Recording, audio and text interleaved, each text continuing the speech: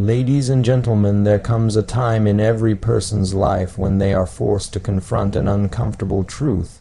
Things cannot continue as they are. This moment, often referred to as the breaking point, is not always loud or dramatic. Sometimes it's quiet, even ordinary. It might happen while stuck in traffic, staring at the ceiling at night, or during a casual conversation that unexpectedly cuts deep. But regardless of how it arrives, the feeling is the same, a deep inner knowing that enough is enough. Recognizing the breaking point doesn't always mean that life is in crisis. You might be functioning well on the outside, holding down a job, maintaining relationships, fulfilling your responsibilities. But underneath there's a simmering dissatisfaction, a gnawing frustration, or a slow, burning resentment. This emotional weight often builds over time, quietly accumulating until one day it tips the scale. What once felt tolerable becomes intolerable. What once seemed minor now feels like a major betrayal of time, energy, or even of self. It's tempting to ignore these signs. Most people do for a while. It's easier to explain it away, to say things will get better soon, or to blame the stress on something temporary. The mind is clever at justifying the status quo, especially when change feels risky or uncertain. There's comfort in the familiar, even when it's uncomfortable, but that inner voice, the one quietly whispering that something's not right, doesn't go away. It may go quiet for a time, but it always returns, louder, clearer, more urgent. Eventually it demands to be heard. What makes the breaking point powerful isn't just the emotional impact, it's what it can lead to. This moment is a turning point. It draws a line in the sand. You begin to understand that you can no longer continue living the same day over and over, hoping for something to change. You see clearly that passivity is no longer an option. The pain of remaining stuck has finally surpassed the fear of making a move. That's when change begins, not because someone told you to change or because it's the right thing to do, but because the discomfort of not changing has become unbearable. Interestingly, reaching this point is not a sign of failure. On the contrary, it's often the beginning of real growth. Before the breaking point, people may live for years tolerating mediocrity, not because they lack potential, but because they haven't yet had the internal push to act. Comfort breeds complacency, and without a jolt of emotional clarity, it's easy to drift. But once you recognize the breaking point, you're no longer drifting, you're awake, you're aware, and awareness is the birthplace of change. This awareness can manifest in many ways. It might be the realization that a job you've invested years in no longer aligns with who you are. It could be the sudden clarity that a relationship is one-sided or toxic. It might be noticing how your health, finances, or emotional well-being have declined because of long-standing neglect. The specific details vary, but the emotional current is the same. This can't continue. At first, this recognition may feel overwhelming. You may feel grief for lost time, guilt for having ignored the signs, or fear about what comes next. All of these feelings are valid, but they are not reasons to turn back. Instead, they are signals that you are fully present, finally attuned to your own life. The key is not to rush to fix everything all at once. The first step is simply honoring the moment. Acknowledge it.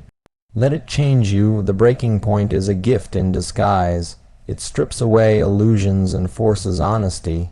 It invites you to reassess your priorities, your values, and your future. And perhaps most importantly, it opens the door to choice. You may not be able to change your circumstances overnight, but you can change how you relate to them.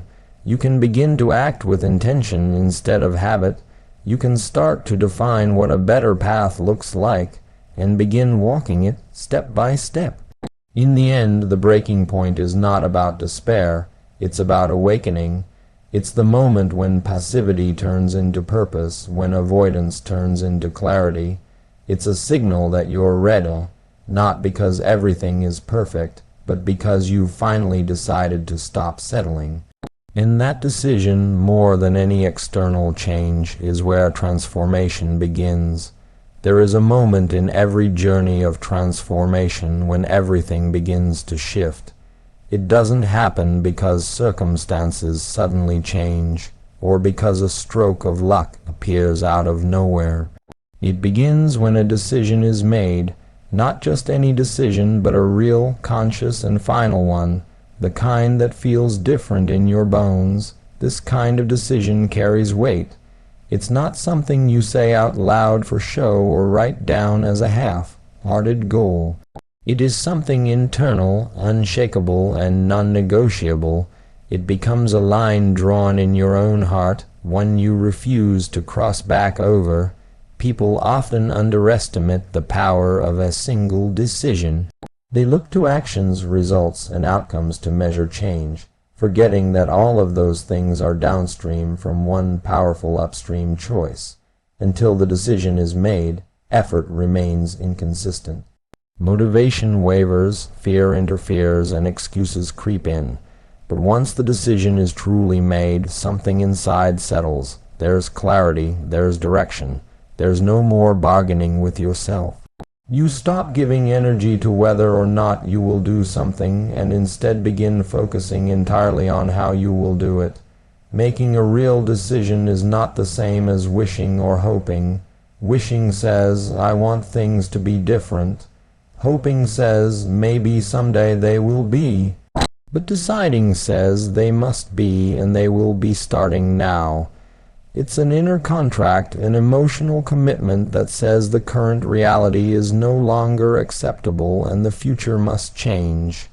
Once this choice is made, the world begins to rearrange around it, not in magical or mystical ways, but in practical ones. Your attention sharpens. Your habits start to shift. You begin to see opportunities that were once invisible, not because they didn't exist, but because your indecision kept you blind to them. This kind of decision doesn't always come easy. It often emerges after a long period of internal struggle, sometimes months or even years of back and forth of trying and failing, of telling yourself stories that justify staying the same.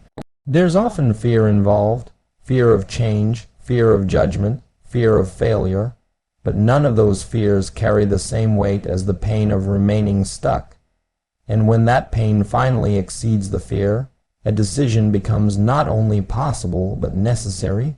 Once made, a decision like this creates momentum. It may not be fast, and the road ahead may still be difficult, but it becomes consistent. You no longer have to waste energy on hesitation. You're not stuck in analysis or second guessing. You've chosen, you've committed, and from that commitment, progress begins to emerge. Even small steps forward feel different because they're backed by a full sense of purpose and intention. People often ask how to stay motivated, how to stay disciplined, how to keep pushing through obstacles. The answer is that when a true decision has been made, those things take care of themselves. You don't need to constantly pump yourself up or search for inspiration. Your decision becomes your foundation. It becomes your reason for saying no to distractions, for enduring discomfort, and for showing up when it's inconvenient. The decision becomes part of your identity. It's who you are now, not just what you're trying to do. There's also a sense of peace that comes with deciding, not because everything gets easier, but because the internal conflict disappears. Indecision is exhausting. It drains your mental energy. It creates anxiety, restlessness, and doubt. But when the decision is firm, those mental battles quiet down. There's still work to do, still challenges ahead, but they are met with a clear mind and a steady heart. Some people wait for the perfect time to make a decision. They wait for more information, more support, or a more comfortable setting. But the truth is that the decision itself is what creates the conditions for change. Waiting for life to give you permission is just another form of avoidance. The most powerful shifts begin when you decide, right now in imperfect circumstances with fear still in the background, that you're no longer available for the way things have been. In the end, your life changes the moment you decide it must. Not when it's easy, not when you're fully ready, but when you're finally unwilling to keep tolerating what no longer aligns with your values, your goals, or your sense of self.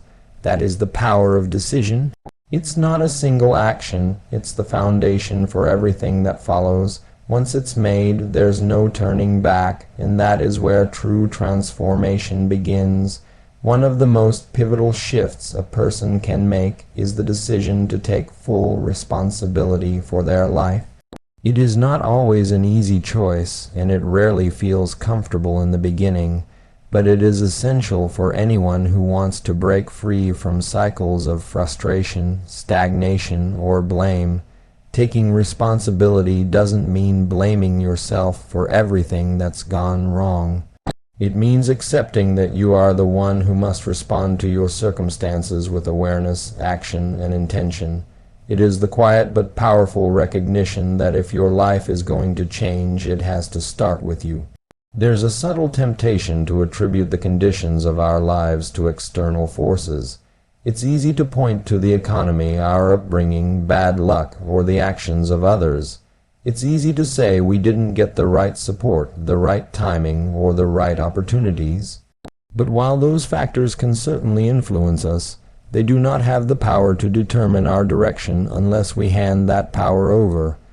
Every time we blame something or someone else, we give away a piece of our agency.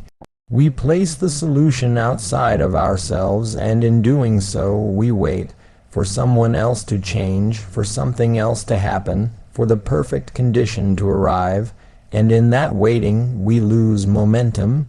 Taking responsibility means reclaiming that power. It means saying, maybe this isn't my fault, but it is still my life. It's an internal shift where you stop asking why things are happening to you and start asking what you are going to do about them.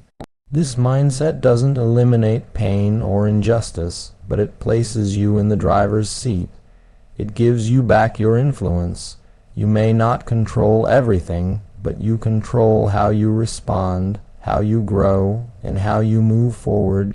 This mindset shift can be confronting. It requires that you face your own patterns, your own choices, and the ways you may have contributed, knowingly or not, to your current reality. That takes courage.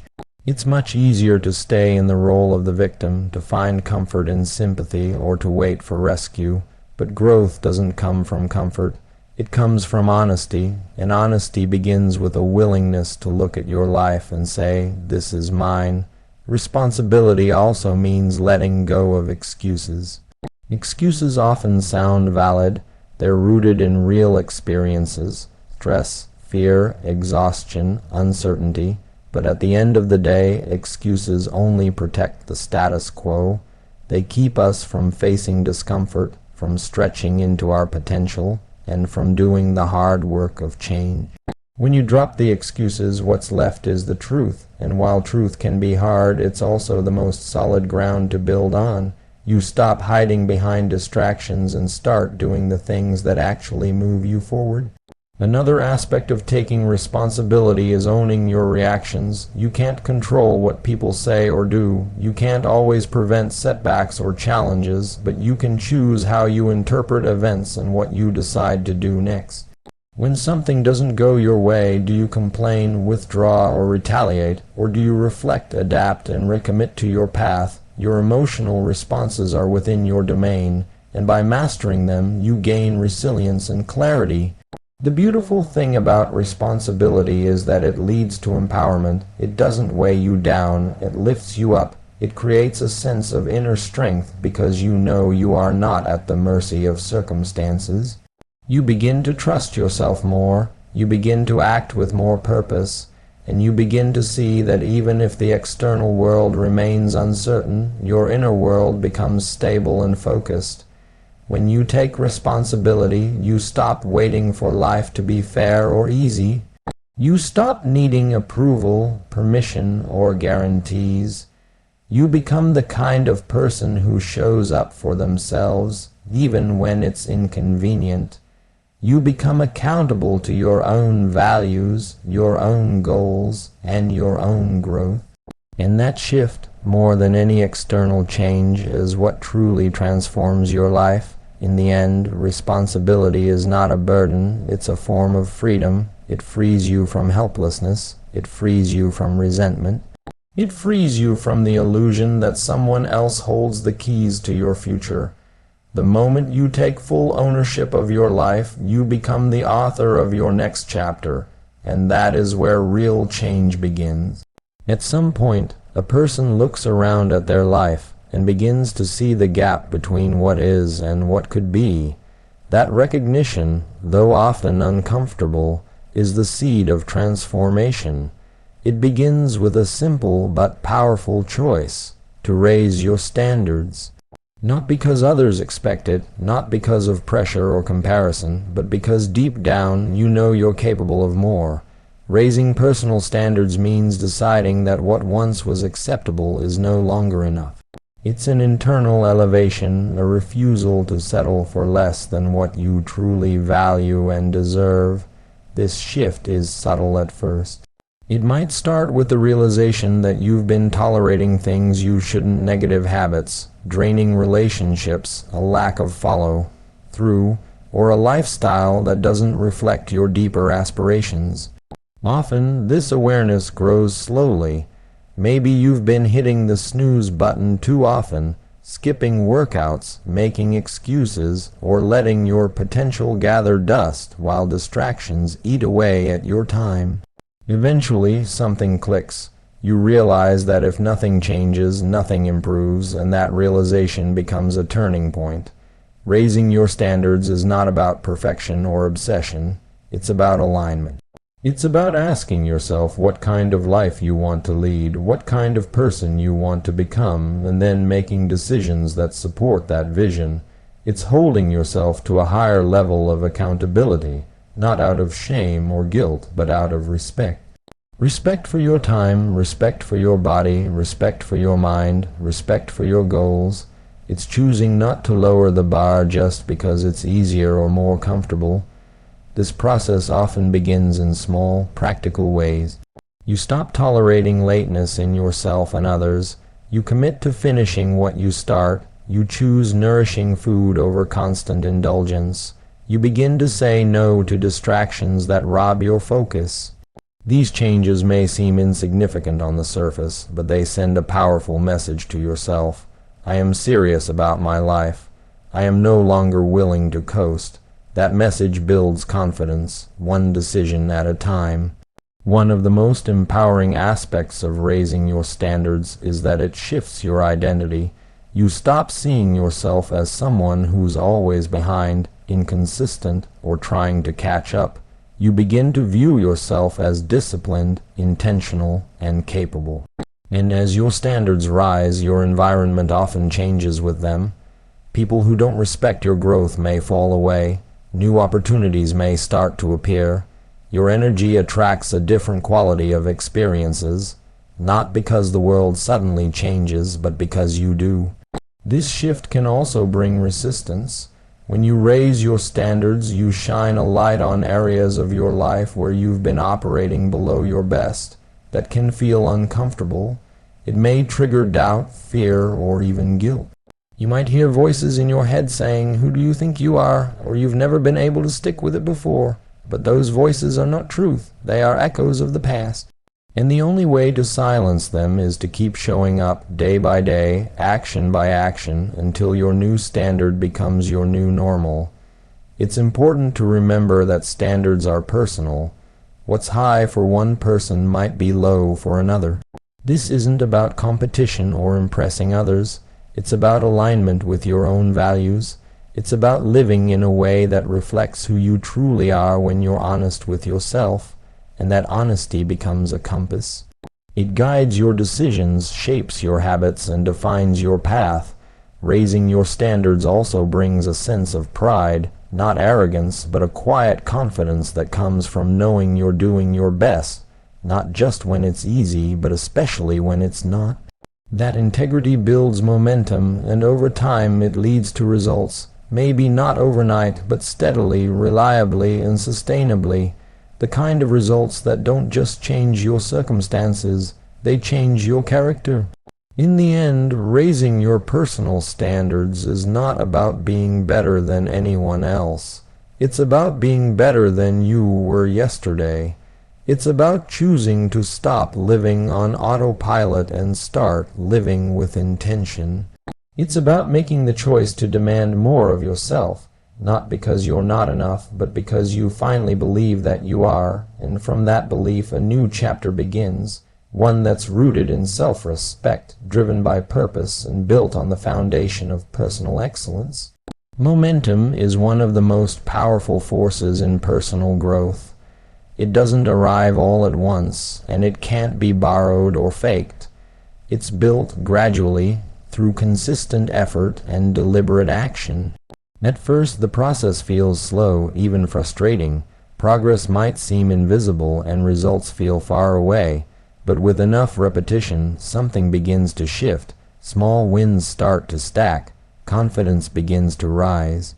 And what once felt like a heavy push uphill starts to feel more like a pull forward. That's the nature of momentum. It rewards persistence and multiplies effort over time. Most people wait to feel motivated before they act. They want the spark, the inspiration, the perfect mood, but momentum works in the opposite direction. It's not the result of motivation, it's the cause of it. Action comes first, even when it's awkward.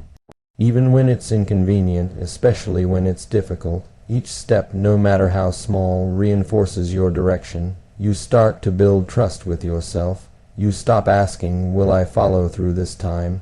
and begin affirming, "I'm someone who follows through."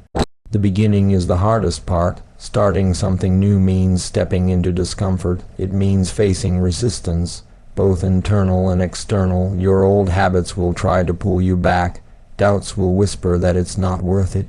But each time you push forward, you weaken those doubts and strengthen your discipline. You're not aiming for perfection. You're building consistency. That's how momentum takes hold. Not through grand gestures, but through repeated effort. One of the most overlooked aspects of building momentum is the power of tiny victories. Completing a workout, choosing the healthy option, waking up on time, finishing a task you've avoided, these all count. They're evidence that you're moving, and movement leads to progress. Each win, no matter how small, is a vote in favor of your future self.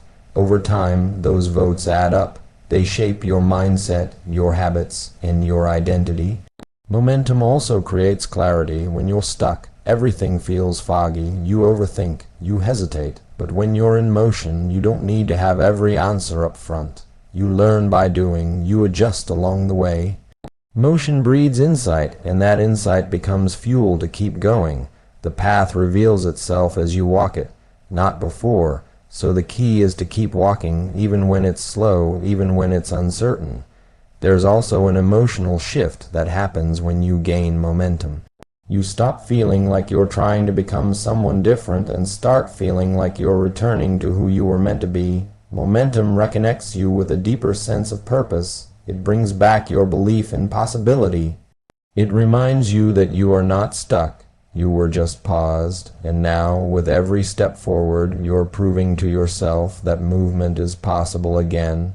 Momentum doesn't guarantee that things will always be easy.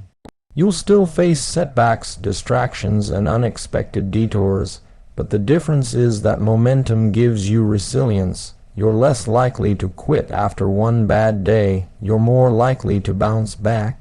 You've built too much progress to throw it away over a moment of doubt, and that awareness makes it easier to stay on track. To protect your momentum, you have to stay focused on the process, not just the outcome. It's tempting to fixate on results, numbers, milestones, recognition, but outcomes are delayed. They take time. What you control is what you do each day, the effort, the habits, the attitude. When you fall in love with the process, momentum becomes sustainable. You don't have to rely on constant motivation because you've built rhythm, routine, and a clear sense of direction. Eventually, momentum becomes your new normal. The things that once felt hard begin to feel automatic. What once required effort becomes a habit, and at that point, progress accelerates. You're not just working hard, you're working smart. You've eliminated the friction of starting over. You've created flow. In the end, building momentum is about showing up before you feel ready. It's about trusting that small steps lead to big change. It's about choosing movement over stagnation, progress over perfection.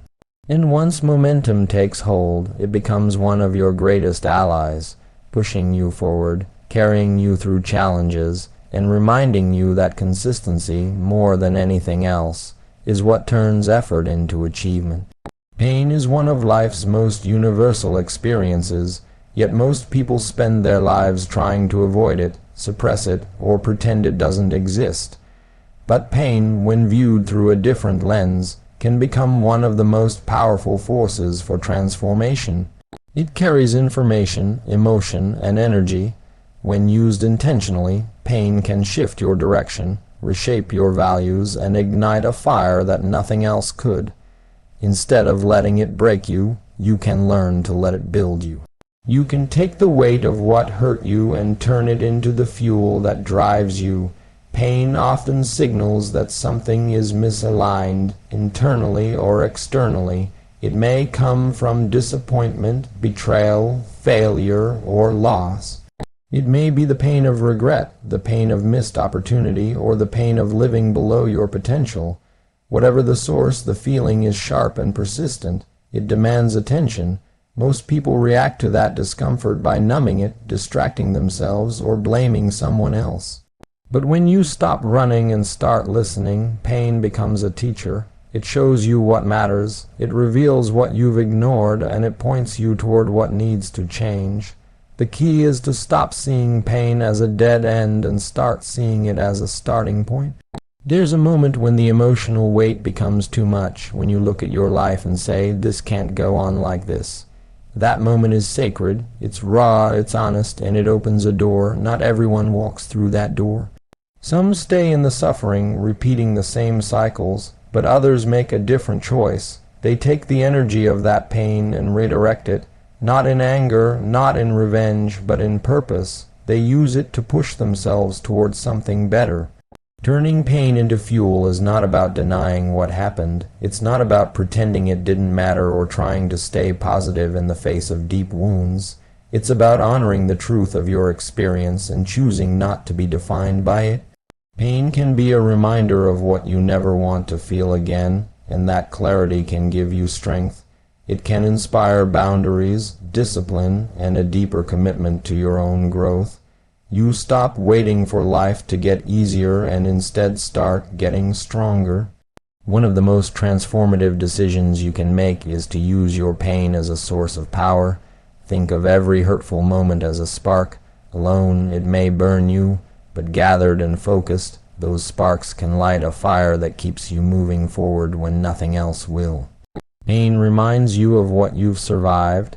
It becomes proof that you are still here, still capable of rising, still able to choose what comes next.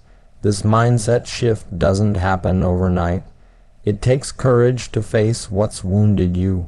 It takes reflection, forgiveness, sometimes of others, often of yourself, but there is strength in that vulnerability.